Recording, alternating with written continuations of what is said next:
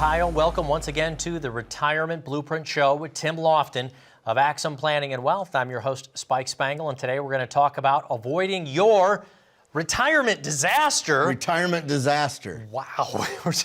Don't change the channel. Don't change. Yeah. We want to give you solutions to avoiding the disaster, not what disaster you're heading Wow. towards. So we're going to talk about your portfolio disaster. We're going to talk about Social Security disaster. We're going to talk about the great possibility of living past 100 and how all of these things can affect your happy retirement. So, Right. But you said we're going to keep it positive, though. We're going to avoid these disasters. We're going to of avoid retirement. them. You can't avoid the disaster if you don't know what the disaster is, right? Yes. All right. Well, let's talk about Social Security. We're going to kick off on Social Security. Folks, don't go anywhere. Don't change that channel.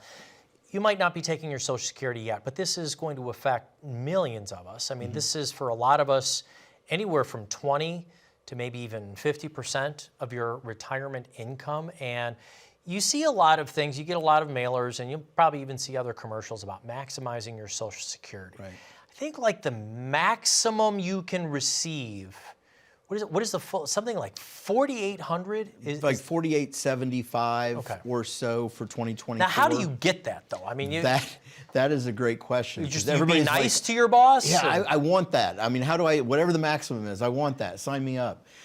Listen, it's based on your income, right? And so, if you look at for 2024, you would need to make about $168,000, which is not unheard of, even here in Ohio. But that would give you that maximum contribution. But I'm not done. It requires you to do that for about 35 years. So, Okay.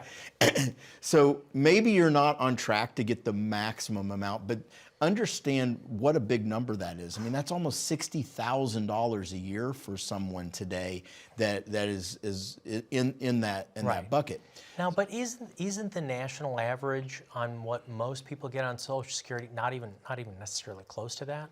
No, it's not. But I think understanding what it is gives you a ballpark. So if I make half of that money, I know that I'm going to get about half of that Social Security. It gives people a gauge. And, for our overachievers out there, it also gives you something to shoot for. $168,000 a year, that's what you go in and tell your employer, I've got to have this because I'm going to max out my Social Security, and I want you to pay me that for the next 35 years. I also and I'm need gonna a work hard. pension, and I'd like the corner office as well. Of course, and free parking. Now, in trying to achieve that, though, does this include having to let it grow past your full retirement age? This isn't just, because I don't want a whole bunch of phone calls saying, wait a minute, I took it at my full retirement age, I'm not getting that amount, and I was a high earner. This also takes some extra growth. We're talking about the maximum amount of Social Security, and so it's not just looking at your income and how many years you save, but it's also delaying that Social Security to age 70. So for most people, the full retirement age is somewhere between 66 and 67. But when we delay past that full retirement age, IRS, not included here, but when we look at Social Security, we actually are getting an 8% guaranteed growth rate on our Social Security benefit by delaying it that time, which even in today's high interest rate environment is pretty good. Yeah, I'll take an 8%. I would I was take about to 8% say I'll take guaranteed. that all the time, but it's not up to me, and we're not trying to be promissory about anything. But Well, yeah, 8% on anything like that? Sure. Social Security, is its own thing, right? I mean, do I take it at 62? Do I wait till full retirement age? There's a whole lot of conversation that has to take place. But that's one of the things that we do in our office is we actually look at how do we maximize your Social Security. We do that with simple math, but letting people know what their options are is so important because it's a lifetime decision. Right? This is something that you decide forever. We just want to make sure that people are making the right choice for them. Yeah, because there really isn't a rollback. There's one little tiny way that you can roll it back. So 12 months. Anytime within that 12 months, and you have to give. And you have to give the money back. Right. So if you've been using that for expenses, I don't really see. So this only not only locks it in for yourself, but possibly your spouse as well, unless they're getting their own Social Security. Well, and that's a part of Social Security planning that I think a lot of times is missed is that, when we look at Social Security as a benefit for a couple, that's one way of looking at it. But if one of those spouses passes away, now we have that option where they could take the higher Social Security. So, for example, if I have the higher Social Security, my wife has a lesser Social Security, I pass away, she has the option to take mine. So when we delay that Social Security, it could potentially be creating a larger income flow for our spouse after we've passed away. Here's one of the things I'd really like to say to the folks out there who are talking about wanting to take Social Security early. They're afraid of it running out. Oh, I better turn around right away. You're locking in a lower amount. In fact, if you take it before full retirement age, it can be 7 to 8% lower every single year you take it. What about turning on the spousal benefit as long as we're sharing all of our money in the household, right? If we turn on that spousal benefit earlier and don't take ours until later, that one continues to grow, right? Yeah, that's a great strategy, and it's one that a lot of times we look at as a way to create a larger income down the road. So it can become even an inflation hedge. The way that it would work would be, let's say that one spouse retires, they claim their Social Security. The other spouse could claim their own Social Security but chooses not to. They claim half of their spouse's Social Security and lets theirs grow, getting that 8% guaranteed growth rate from full retirement age to age 70. Then they can turn that on. Now I've created a raise. When I get to that point, I've created potentially a lifetime income that is higher, and it is a strategy that we utilize a lot. Whether or not it's the right strategy for you can only be figured out by you doing one thing, and that's sitting down, letting us run a Social Security maximization program to determine what the best thing is for you and your spouse. You can do that right here, folks. You can call the phone number down on the bottom of the screen, and Tim and his team will put together a Social Security maximization report that will run along with your income strategy with your investments. There is no cost to you. All you have to do is call the phone number you see down there in the bottom of the screen. Or, as a lot of you probably are while you're at home watching TV, you probably have your phone next to you, right? Open that up to the camera function and point it at the QR code down on the bottom of the screen there. When you click on your screen, it'll take you over to our landing page, and you can set up your own appointment right there. It's right on the top of the page. So call the phone number, use the QR code. There's no cost to you.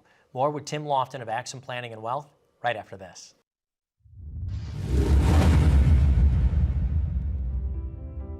It goes back actually when I was 11 years old. That was the first time I discovered what not having money felt like. I remember being in Sunday school class, and one of the parents came in to let us know that the ski trip, which was kind of a rite of passage at 12, was coming up. And so I got my permission slip, and class got out, and I was that kid. I was like running through the church and up the stairs and weaving in and out of people, and got into the sanctuary, and I looked at the very back of the sanctuary, and I saw my mom, and she was there with 2 or 3 other ladies, and they were talking. And I took off at a dead sprint, and I'm waving this piece of paper and talking a mile a minute, and I get to her, and she's like, "Wait, honey, what is it that you're saying?" I said, "Mom," I said, "I can go.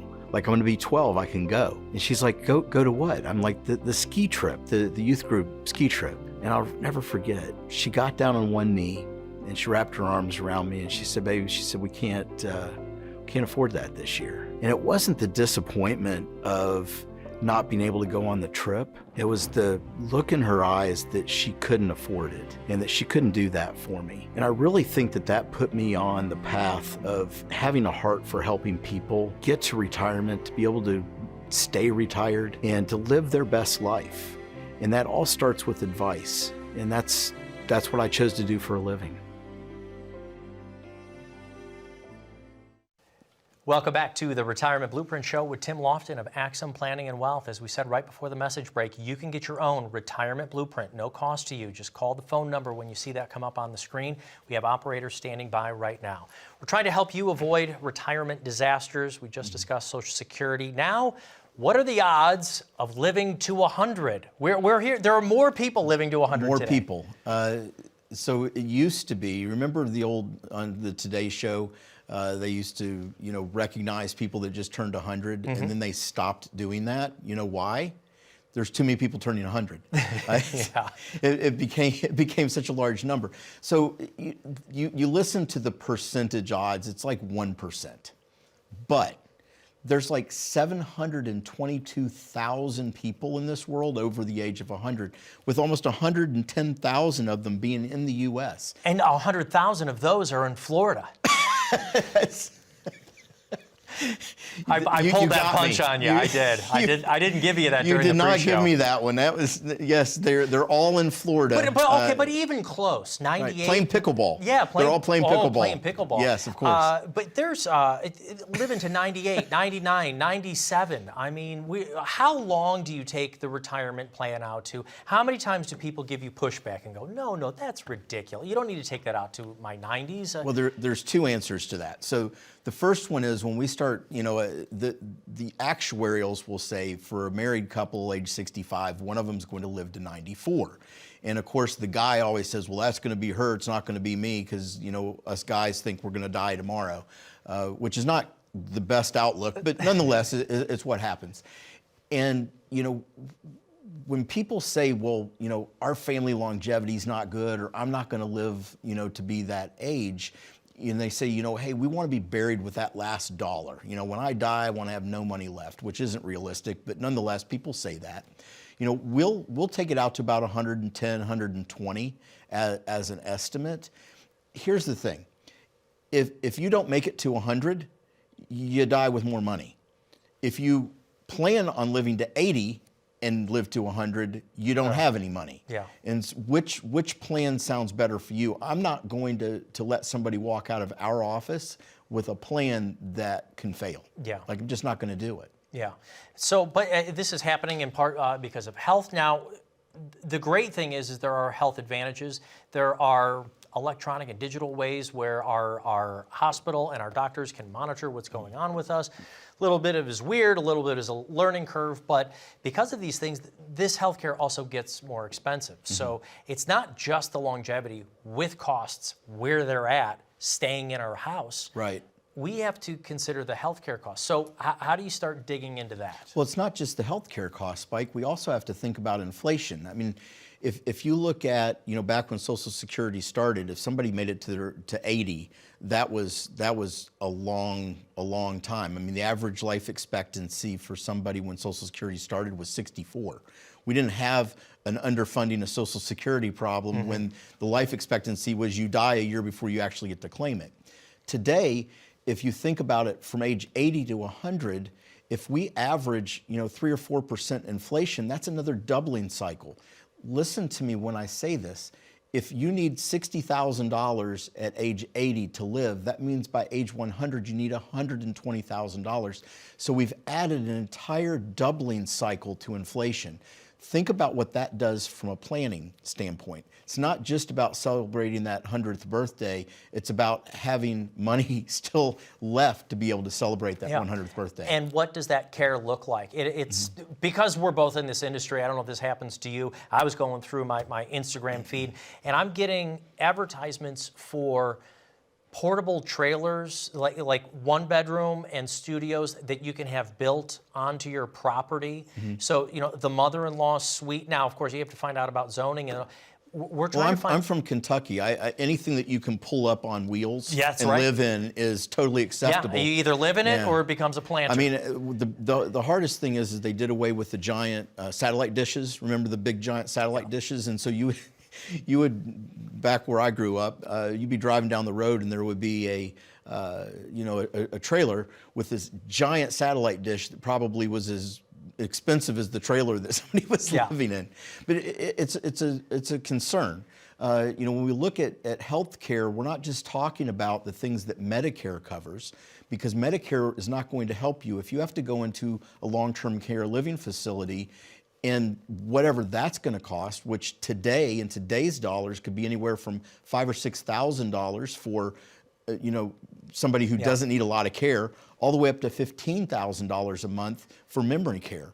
How do you plan for that? And what does that look like 20 years from now, 40 years from now? Now, there's all different kinds of policies, and this is going to be a much bigger conversation, but if you got a life insurance policy and you live here in Ohio and you move down to Florida, the insurance policy goes with you wherever. What I'm curious about when it comes to this long-term care stuff is, should we be looking at trying to pre-fund a facility, a location near us, maybe so our kids don't have to? Do we do that maybe in another state or somewhere else? Do we do this through policy? If we don't want this burden on our family, right, how do we start pre-planning this? Well, I think the first stop is developing a plan. And I mean, that's why we created the retirement blueprint to begin with, is to add clarity to what would we do if this happened. In other words, what if my husband or my wife went into a nursing home? How will that impact me if I'm still living at home? What happens if both of us were to go into a nursing home? Today, more than ever, they are building these over 55 communities everywhere in the country. They're trying to make money, clearly, but they're preparing for this wave of people that is going to potentially move into what is not our grandparents' retirement facility, right? I mean, these have, tennis courts. I mean, they're essentially Do they have almost. Pickleball? They have pickleball, definitely pickleball. For those of you who are just watching the show for the first time, Spike and I talk about pickleball and the retirement wave all the time. But the idea here is it's almost like a country club atmosphere. These are places people want to move into. Ohio is different. You go to Florida, there's a waiting list to move into these communities. In Ohio, it's still looked at as that last stop. They're not going in at 55 or 65. They're going in when they have to. This is a phenomenon that's going to be really interesting to keep our eyes on as we go through the next 5 or 6 years. As a sociological experiment, I'm 100%. very curious to see what's going on right now. There's another program, we've talked about it, we're going to do it on television as well, but we've got the most amount of Americans turning 65 over the next 5 to 6 years. And what is that going to do to our healthcare facilities? What is that going to do to the long-term care facilities, hospitals? Everything across the board. And then what happens when that wealth generally passes to the next kids? Or, I don't know, does it get spent in the economy into all of those healthcare? I'm just curious. There's so much going on right now as we look out over the next 5 to 10 years. The amount of wealth is going to transfer. And my fear is, Spike, that, as we see this wealth transfer, that people are not doing the proper planning. And a lot of that is being lost in taxes, or heaven forbid, they do have to go into a nursing home. They haven't prepared for it, and all they've worked for their entire life is gobbled up in a nursing home, which is not where we want our money to go. And it most of the time can be avoided with proper planning. Yeah, Japan, France, the UK tops around the world with those over the age of 100. The United States comes in 5th. We don't hit the medal stand, if you will, when it comes to reaching 100, but more and more people. The care here obviously is great, and I just think it's something that we need to be aware of. We need to be having that conversation. And if it's not you at home, maybe if your kids, and when I say kids, your 50-year-old, your 60-year-old kids are walking, maybe we should be having this conversation with our elder parents. What are we doing? What's the plan? What's the plan to possibly... And it's interesting, Spike, because I ask that question a lot of times with clients who have aged parents that are in that 80s, or they're in that zone where this could potentially be a thing. And a lot of times they say, well, I asked mom and dad, they said they had it all taken care of. And I'm like, well, can you tell me a little bit more about that? And they're like, well, they just said it was all taken care of. Understand, for your mom and dad, if they were raised, World War II generation, Depression era parents, they're very private. They're not going to share. You have to ask questions, and you have to tell them why you're asking questions, that you care, that you want to make sure that they're going to be taken care of. Because if you don't, they may say it's taken care of, something happens, and you find out it's not. Right. Tim, got to take a very short break. Folks, you can call the phone number on the bottom of the screen and get started on your own retirement blueprint from Tim Lofton of Accent Planning and Wealth. There is no cost. There is no obligation. We have people standing by literally right now. I mean that. Call that phone number. Schedule an appointment. There's no cost to put together your income stream for retirement. Why is it so important? Inflation. Don't go anywhere. Pay attention to this following message.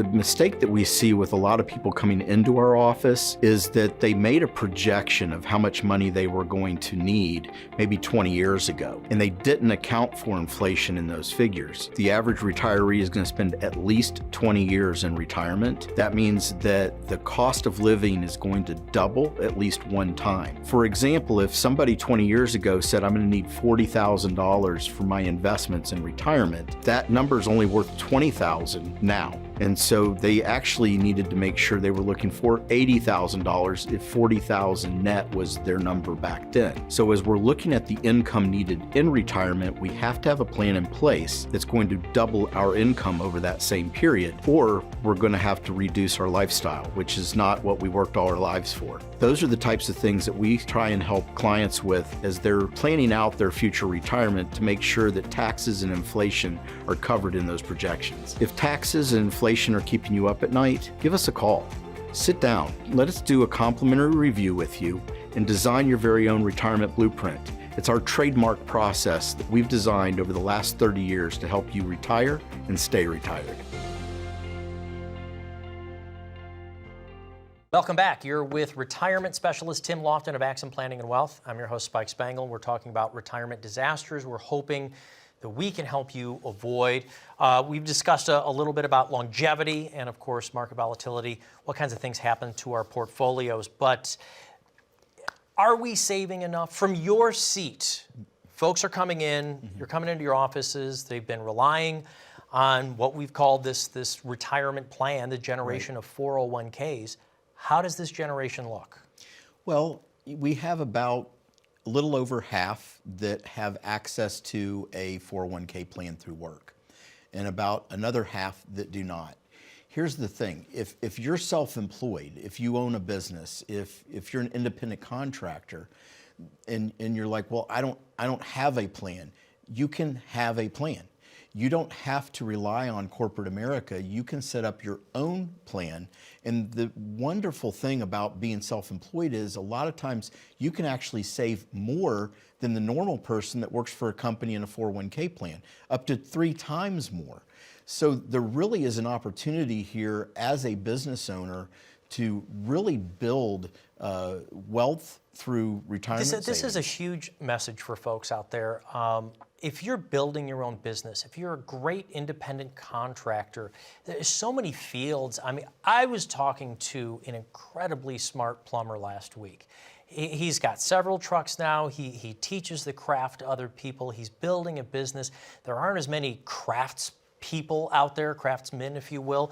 And he's like, I've got more work than I know what to do with. And it just, before he left, he probably shows up on time, which would really set him apart. He shows up on time. He answers. You know what was interesting? He was just like a doctor's office as well. When I made the appointment, I got a confirmation text over to my phone. I'm like, this guy was smart. This guy is savvy.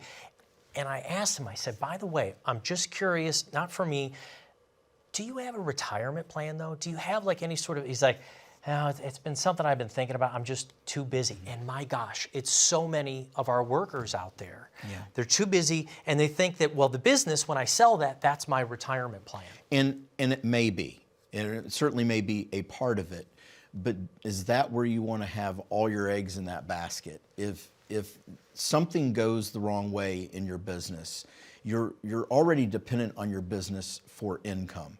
Do you also want to just count on your business for retirement?